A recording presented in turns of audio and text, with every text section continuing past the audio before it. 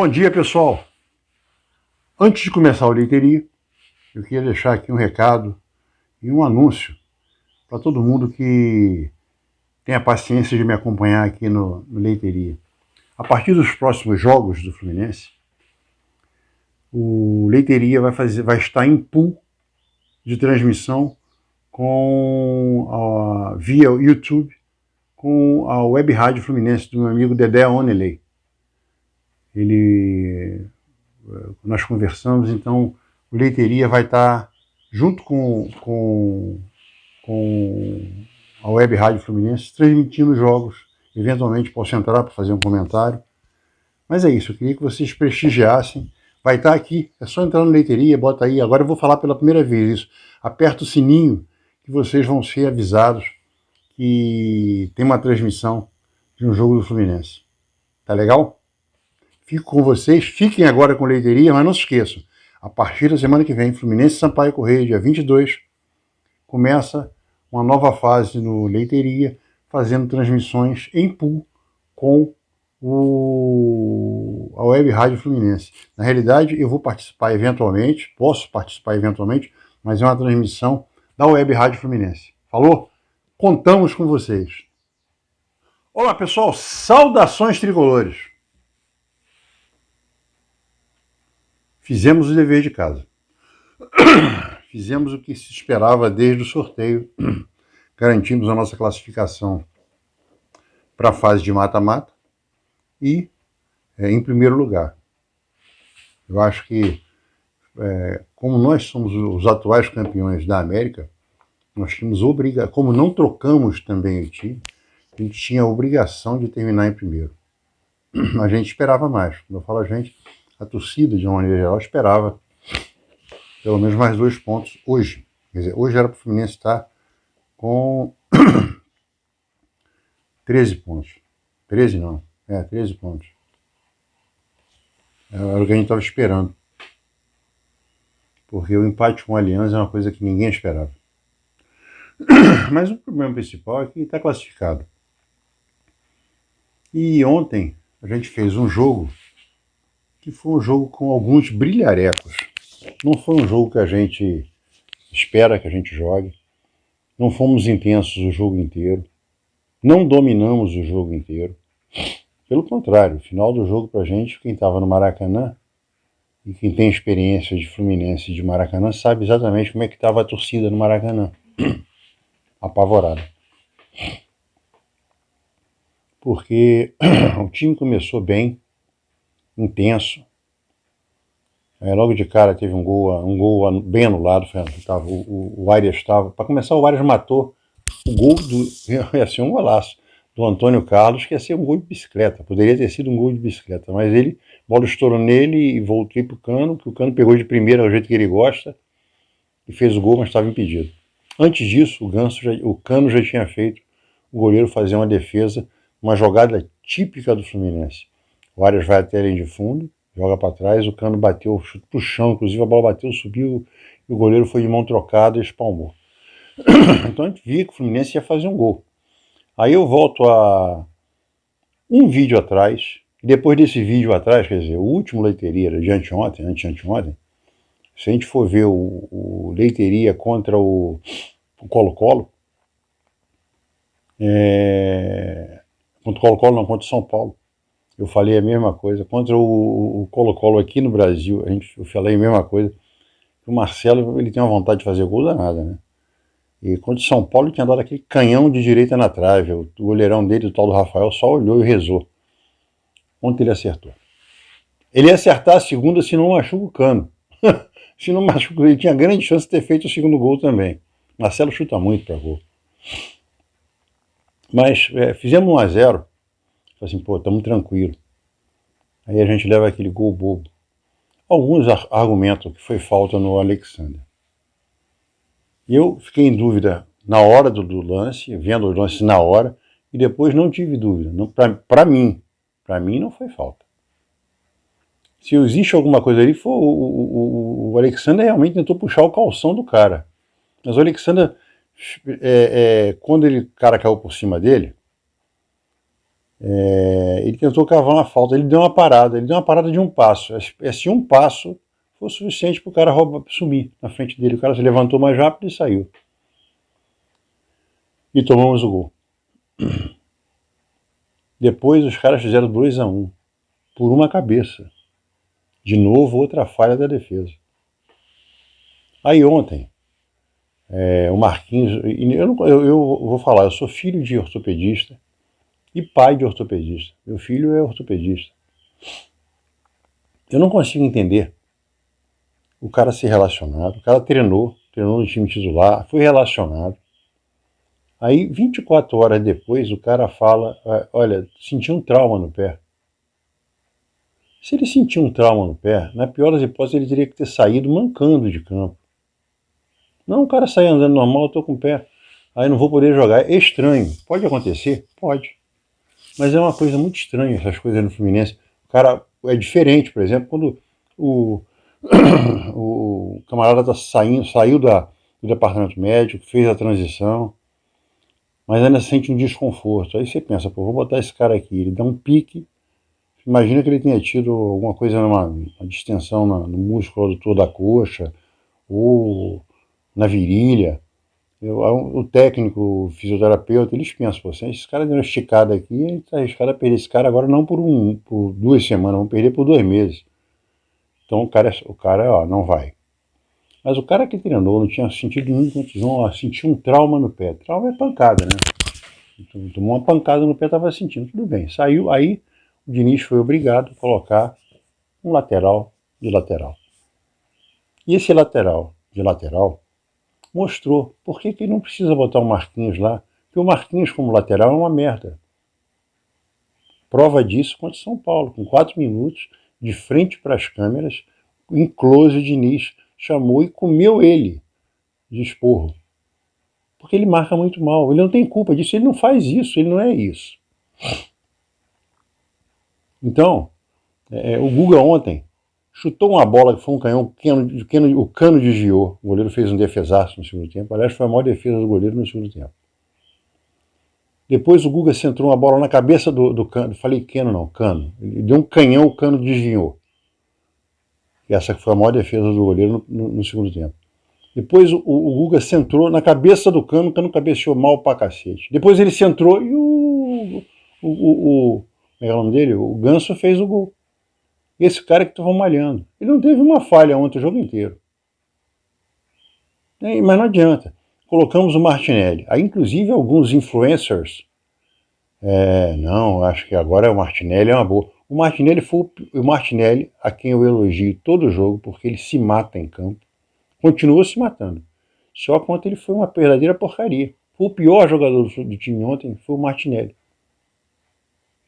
O Martinelli ontem foi horroroso. Perdeu bola, marcou mal, saiu jogando mal. O Martinelli foi horroroso. Jogando numa posição que não é dele. Só que aí acontece uma outra coisa bastante interessante. Olha, nós 2-1, 11 contra 10, o time deles cresceu para cima da gente, nós começamos a dar chutão. Os últimos 10 minutos de jogo, fomos nós dando chutão para frente. 11 contra 10 a nosso favor. Toda a bola que era na área era um desespero, ou alguém acha que não. Quem não estava nervoso em casa, imagina quem está no Maracanã, que pagou o ingresso, que está lá, pô, perdeu tempo, assim, meu Deus, você precisa tomar um empate aqui agora, é uma desgraça. E faltou pouco pelas falhas, pelas nossas falhas. Os caras, na realidade, para chutar para gol, os caras são horrorosos. Eles fizeram 2 bolas dentro do gol, 3 bolas dentro do gol. Uma não valeu, que foi o gol anulado. Depois, uma outra que o cara chutou de longe, o Fábio bateu roupa. Todas elas no primeiro tempo. O Fábio bateu roupa. Eu fico, meu Deus do céu, ainda bem que o Fábio estava quase na linha da pequena, estava quase chegando na linha da pequena área. Uma bola dessa, se bate roupa em cima da linha do gol, pode tomar um frangaço. Uma bola fácil. Mas foi isso que eles fizeram. Fora disso, foi pressão 10 contra 11 e a gente nervoso.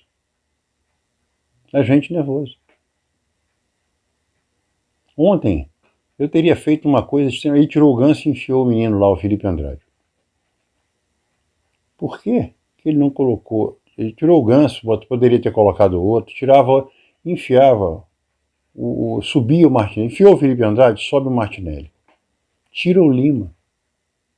O Lima ontem, num jogo extremamente fácil, foi uma nulidade.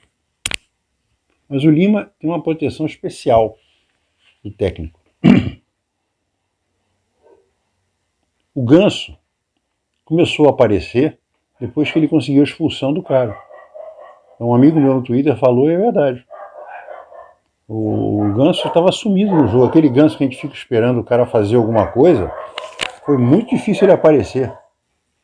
Então o Ganso foi isso. O Ganso não fez uma grande partida, fez um gol muito bonito. Mostrou ao Cano que ele precisa treinar mais cabeçada. Porque a cabeçada que o Cano deu foi apoiado com os pés no chão. Ele cabeceou longe do gol pra caramba, com o goleiro batido. Se cabeceia certo é gol. E agora, o Fluminense, só para vocês terem uma ideia, o Flamengo anteontem botou 4 e parou de jogar. O Botafogo se classificou. O Botafogo está classificado e pode terminar em primeiro.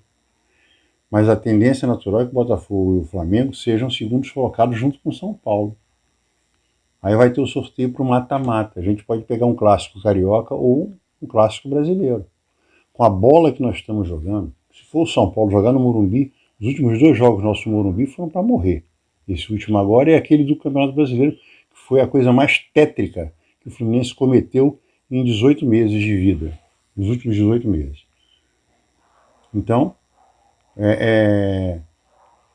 a gente tem que prestar atenção nas... Então, eu fico preocupado, porque o nosso time não está mostrando absolutamente nada, mas nada.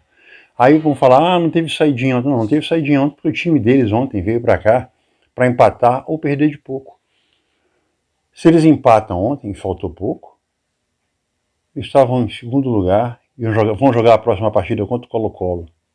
Em casa, jogam por um empate. Eu não sei agora, porque eu não olhei a tabela, como é que está o negócio de saldo de gol. Para ver se eles podem jogar ainda por empate. Mas o Fluminense é preocupante. Pela terceira vez neste ano, nós estamos em maio.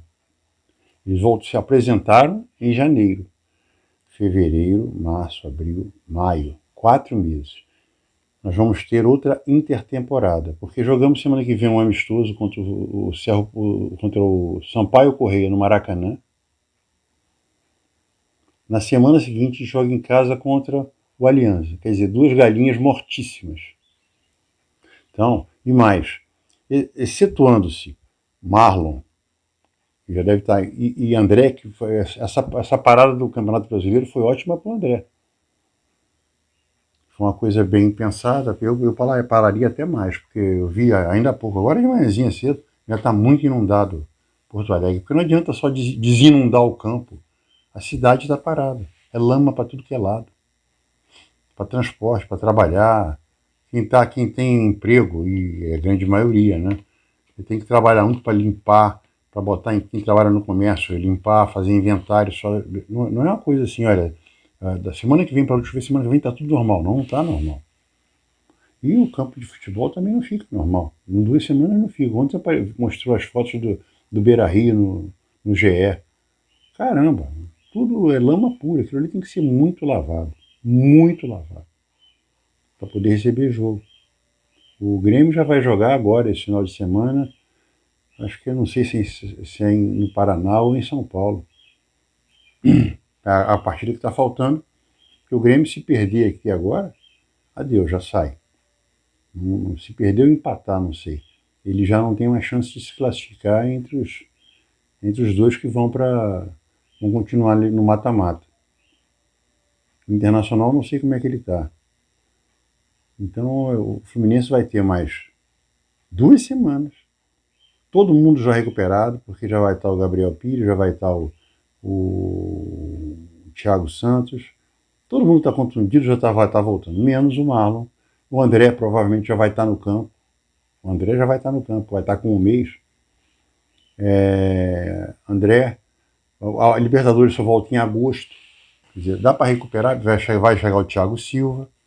Mas o problema não é chegar o Thiago Silva, recuperar todo mundo. O problema é o nosso esquema de jogo. A gente não está fazendo nada.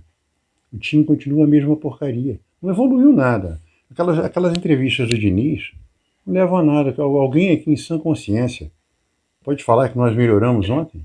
Não, nós jogamos um pouco melhor, com lampejos. O Arias, por exemplo, começou muito bem, aí foi caindo. O segundo tempo do Arias foi muito ruim. Os primeiros 25 minutos do Arias foram excelentes. Os últimos 25 foram horrorosos. O John Kennedy entrou mais uma vez. O John Kennedy está mal. Aquele John Kennedy que fez aquele golaço, saiu para a galera, o Urso, não repetiu nenhuma atuação esse ano. E esse é um garoto jovem. O Alexander está muito bem do meio para frente. Ele está realmente aparecendo, mostra, é melhor que o Lima. Mas não é pouco, não, é bem melhor. Agora, ele é um segundo volante, quer dizer, ele também tem obrigações de defender. Ele está fazendo isso mal. Então, fazendo uma análise do time ontem, o Fábio bateu roupa numa bola. O gol que entrou não teve culpa. O gol que foi anulado também não teve culpa. Guga, muito bem. Principalmente para um cara que é escanteado pelo treinador. Não só ele fez uma assistência, deu um canhão para gol que o Cano desviou do goleiro, o goleiro pegou, fez um centro para o Cano marcar, o Cano errou, fez um centro para o Ganso matou. Então, para mim foi um dos melhores do time. Antônio Carlos, muito melhor do que o Martinelli. Se a gente for ver o Antônio Carlos ontem, qual foi o erro que o Antônio Carlos teve ontem? Nenhum.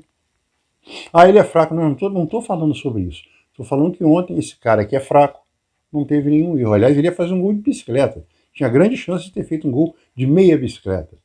Ia ser muito bonito, inclusive. Martinelli, o pior do time. Marcelo, fez um golaço, mas o Marcelo ele não tem que jogar mais de lateral. Na realidade, o Marcelo nunca foi lateral. O Marcelo sempre foi ala. Desde quando ele surgiu no Fluminense, ele marca mal. Só que hoje ele continua marcando mal, mas já não é mais tão veloz. Mas ainda serve como um sapato velho para aquecer o pé da gente.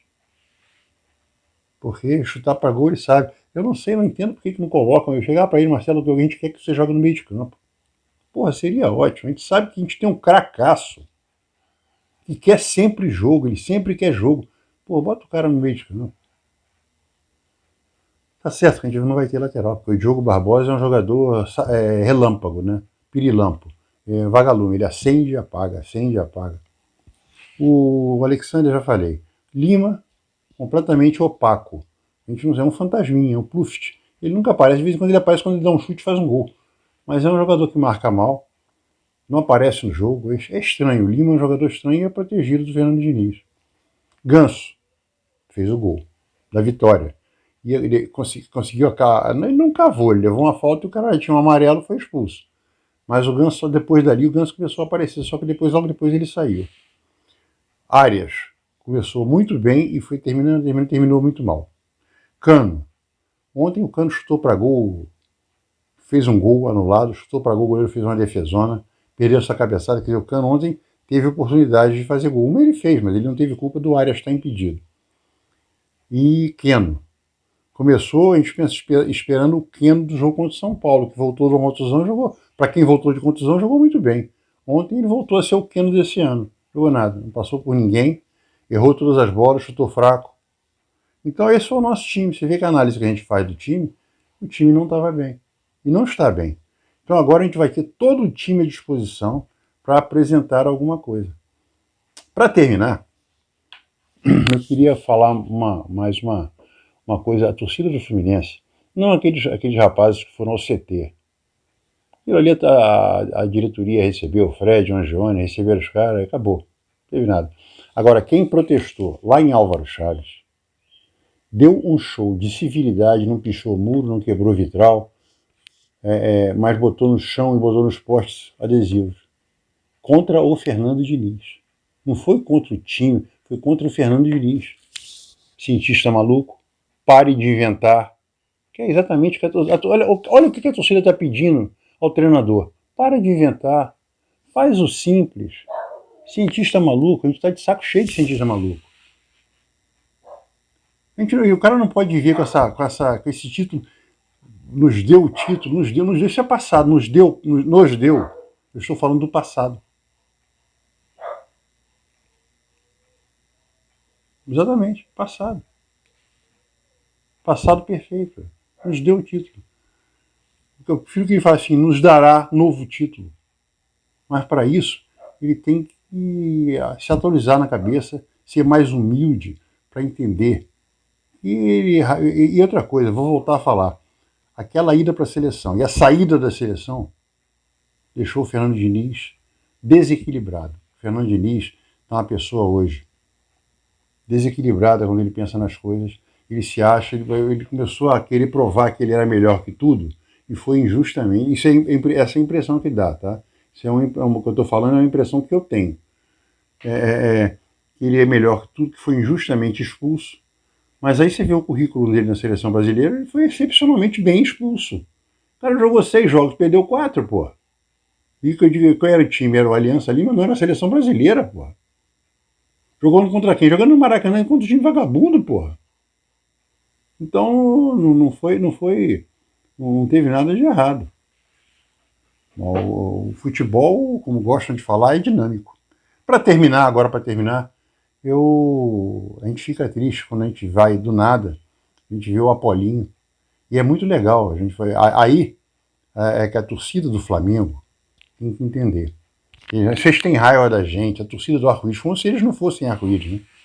O Apolinho, um rubro-negro declarado, foi técnico do Flamengo. Aliás, tem uma frase que roda por aí, que é quando ele fala que quando ele era técnico, o Flamengo ia cair e mudaram 2 semanas de terminar o Campeonato Brasileiro, mudaram a regra de descenso. Isso aí tá, já li isso aí várias vezes, no Twitter, no Instagram.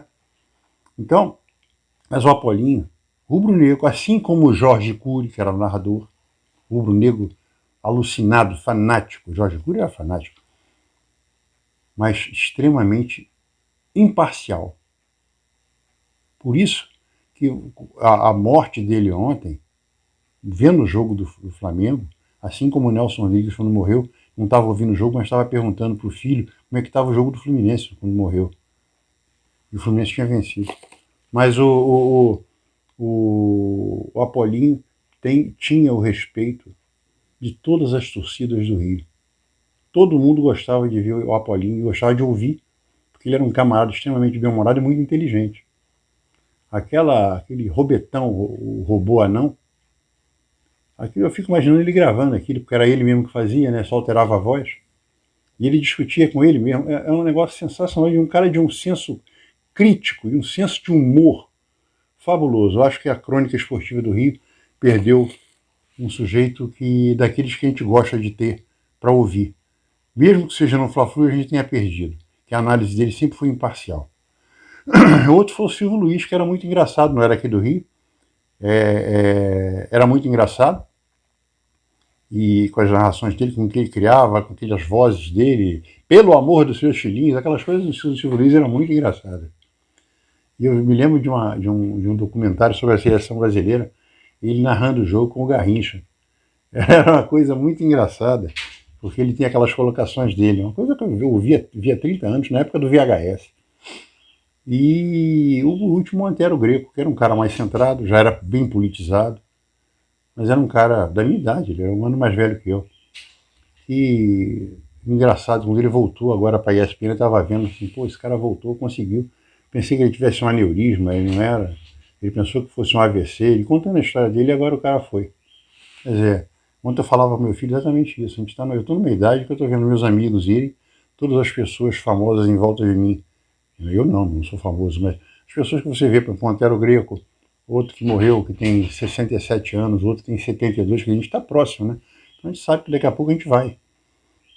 Aí quando me chamam de velho nos comentários, eu fico rindo, assim, eu tô velho, tenho doença, e estou aqui rindo, brincando e fazendo planos para o futuro. Não planos de ser jogador de futebol, nem ser corredor de Fórmula 1, que seria um sonho inatingível. Mas estou fazendo planos comuns para uma pessoa de 60, vai fazer 69 anos semana que vem. Falou, gente. Saudações tricolores. E vou fazer 2 vídeos agora antes do jogo contra pelo menos um, contra o Sampaio Correia. Ou será sobre o goleiros, vocês vão entender muita coisa do que eu falo vendo jogos e vendo treinamentos e vendo um goleiro mostrar como é que se faz num treinamento. E eu estou tentando, eu não vou fazer correndo agora, porque tem uma jogada que eu vi ano passado, um aquecimento. Aquecimento, os caras estavam em campo, já para aquecer para jogo. Aqui no Brasil. Tinha o goleiro batendo bola. Eu queria mostrar exatamente esse cara, ó. Tá na hora do jogo, olha o que o cara tá fazendo. Mas só o treinamento que o cara mostra, bater tiro de meta e sair jogando, eu não consegui achar ainda com a mão. Mas vocês vão ver e falar assim, porra. E não vou mostrar qualquer goleiro, não vou mostrar os melhores goleiros do mundo. Como é que os caras saem jogando. Para mostrar que o que o Fernando Diniz faz com o Fábio, que é um grande goleiro embaixo da trave, ele se torna uma merda gigante quando sai jogando. Ele já deu 5 gols, pô. Vai dar mais. Tem que parar com esse negócio. Agora, o que ele pode fazer, só basta ele treinar, ele vai ser excelente. É o que eu vou mostrar. Falou, gente. Saudações tricolores.